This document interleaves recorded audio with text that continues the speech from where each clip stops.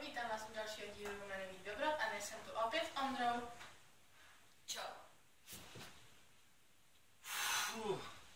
Ty vole, Ondro, zdalo se mi, že naše sestry převzaly Jumenovy dobroty.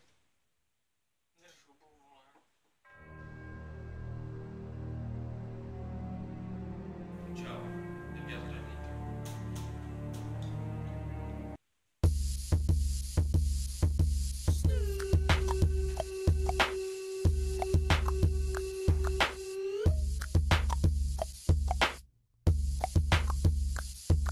Tak jak jsem už trochu naznačil, tak budu dneska dělat ovocné hledníky, takže jsme si tady připravili, co budeme potřebovat. Ondro, řekni nám, co budeme potřebovat. Takže je to mlíko, hrubá mouka, tvaroh ve vaničce, takže měkký, potom třeba maliny nebo ingredience, to je podle našeho vkusu. Prostě to, co chcete dát dovnitř.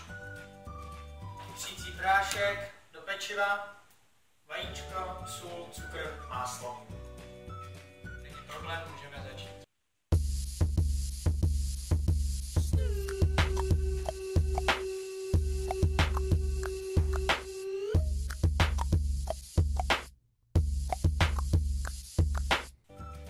Takže jdeme na těsto.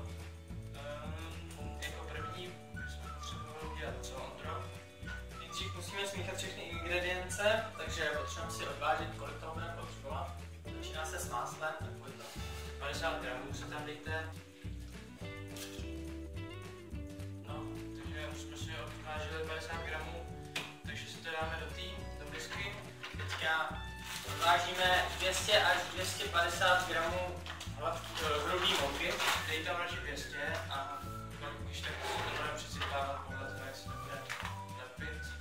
Přidáme tam ten tvarůžek, vajíčko.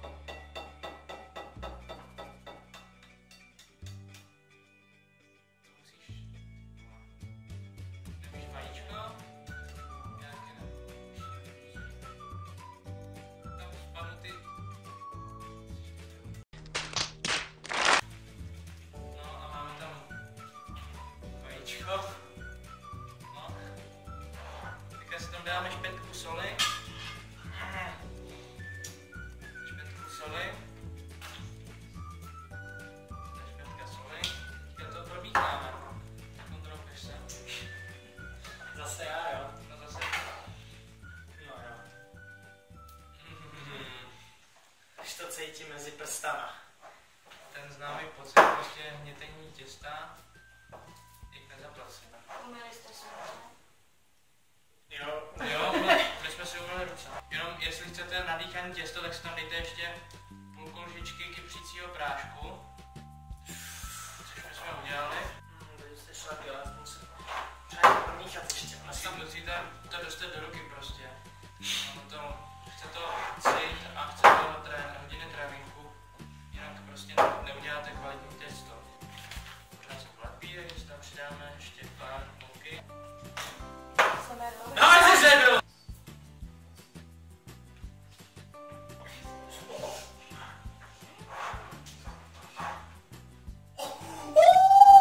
Tak, těsto máme a jdeme asi vyvalovat. Jdem to teďka pořádně vyválet. Teďka si to jdeme rozkrajovat na čtverečky.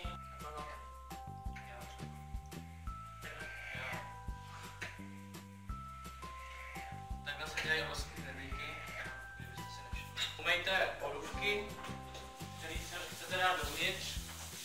A hlavně prosím vás to rozmašíte, protože by se to tam špatně dávalo. Můžeme začít s prvním.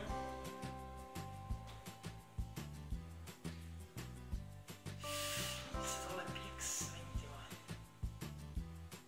Tak.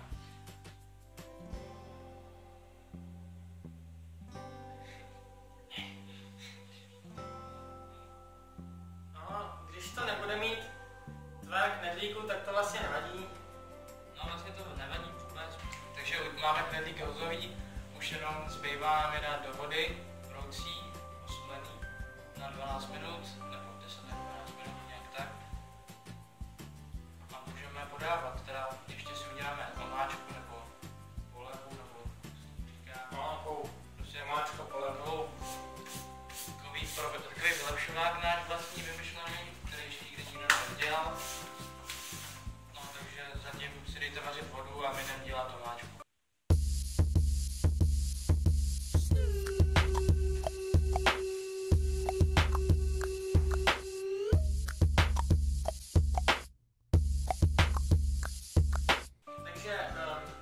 Nejlepší by bylo, kdybyste měli zakysanou, teda ne zakysanou smetanu. Měli byste mít smetanu ke šlehání, to by byla nejlepší, ale my jsme zjistili, že je prošla. No Prej teda ještě chtěl sníst, ale já jsem ho přesvědčil, že už bys to moc jíst neměl, takže proto tady na to dáme jogurt bílej.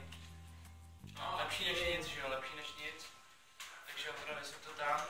Pořádně to tam vysypu. Tam ještě nasypu pár cukru. No, pár víc, trošku cukru. Teďka to jdem rozmačkat, takhle. Když nám začala vařit voda, takže já si tam dodám knedlíky. Tak Ondro, Já tady zatím budu pokračovat. Dík.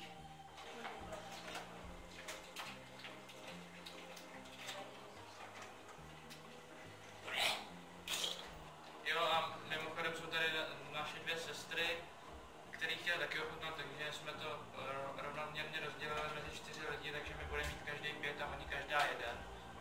Jo, takže to je přesně na 4 porce.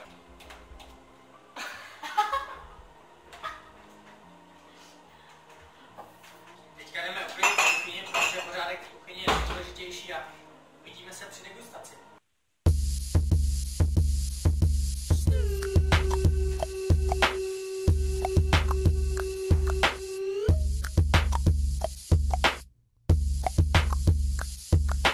Takže knedlíky jsme se vyndali z vody, už jsme nám udělali, polili jsme je tou naší olevou ovocnou a můžeme se do toho pustit. No jo.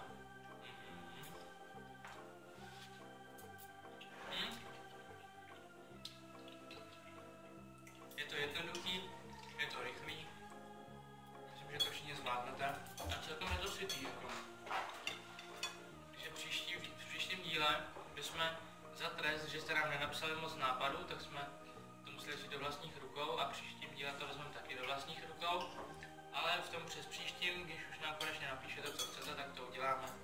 Zatím máme nápady na halušky od jednoho bači ze Slovenska. Potom ještě jeden takovej Mexikánec nám napsal, aby jsme udělali burrito. To je taky špatný nápad. A pak jedna holka, co vyrábí iPhony ve Vietnamu, tak nám napsala, že chce asijský speciál. Takže všechno se může stát, jenom pro všechno máme zatím jeden hlas, takže by to chtělo, abyste nám třeba trošku napsali nebo poradili, co ještě udělat. Takže myslím, že po dnešku jste připravení na cooking battle s babičkou. Myslím, že není problém jí porazit. S naším receptem jste neporazitelní vlastně skoro ve všem, takže si rozhodně to zkuste.